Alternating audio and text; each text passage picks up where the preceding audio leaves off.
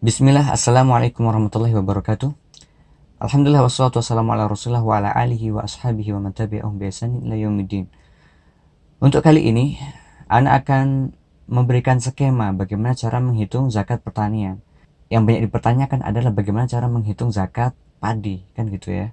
Seseorang, jika dia muslim atau merdeka dan memiliki hasil panen, ya. Kalau di Indonesia, di sini kita contohkan dengan memiliki hasil panen padi.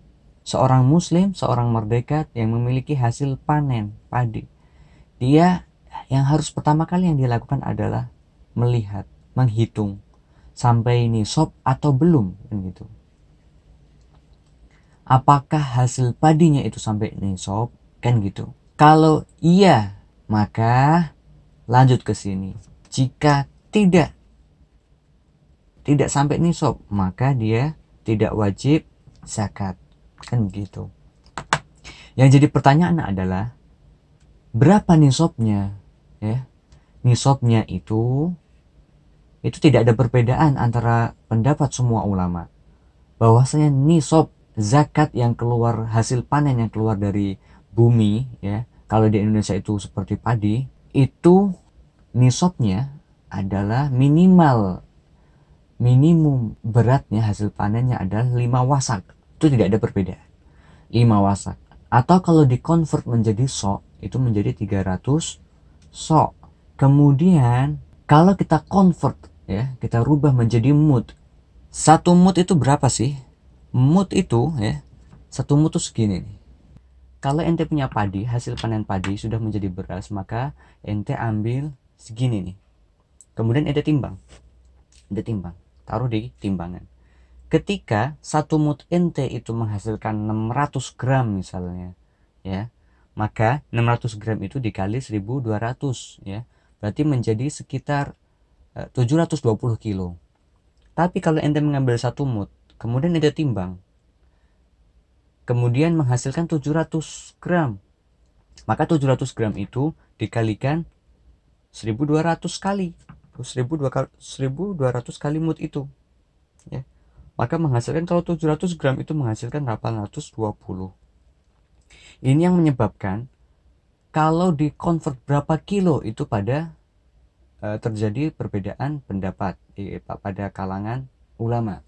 Dan perlu diingat juga, ya, bahwasanya 5 wasak atau 300 sok atau 100 atau 1200 mud itu bukan kilo, itu bukan takaran kilo, tapi takaran volume, ya. Takaran volume itu maksudnya apa? Ya, satu mud itu segini nih volumenya nih.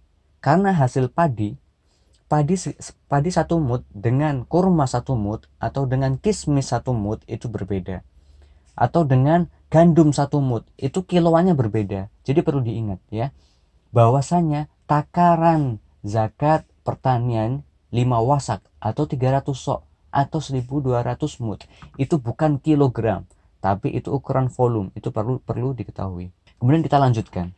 Jika hasil panen tadi mencapai nisab, maka apa yang harus dia lakukan? Maka dia harus mengeluarkan zakat. Tapi kalau tidak, misalnya tidak mencapai 1200 mud dan hanya mencapai 600 kg, tidak mencapai 720 atau 750 atau 820, tergantung besar mud si pemilik hasil pertanian tersebut. Maka jika tidak memenuhi nisab, maka dia tidak wajib zakat. Jika memenuhi nisab, maka apa yang harus dilakukan? Dia lihat dulu hasil pengairannya itu dari mana.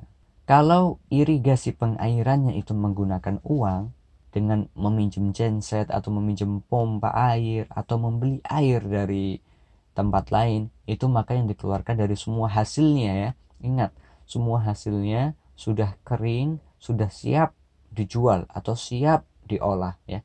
Itu dikeluarkan 5%. Tapi jika irigasi pengairannya itu tidak menggunakan uang atau tanpa menggunakan uang, maka berapa besaran zakatnya dari hasil panen tersebut? 10%.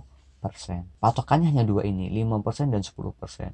Tapi timbul permasalahan lain. Gimana kalau kita hasil irigasinya atau pengairannya itu kadang beli, kadang alami, tapi kadang beli. Terkadang air hujan turun, terkadang tidak turun. Kita harus menyiram tanaman padi tersebut, maka kita harus meminjam alat mesin pompa air, sedot air dan lain-lain, atau harus membeli. Yang jadi pertanyaan begitu. Ulama berpendapat jika yang terjadi itu kadang-kadang memakai alami, kadang-kadang membeli, maka dilihat dari intensitasnya. Kalau lebih sering memakai uang, maka dihitung 5%. Tapi jika seringnya atau mayoritasnya itu menggunakan alaminya, maka dia menggunakan 10%. Karena dalilnya hanya dua, 10% atau 5%. Itu dalil hadis nabinya. Tapi ada beberapa pendapat.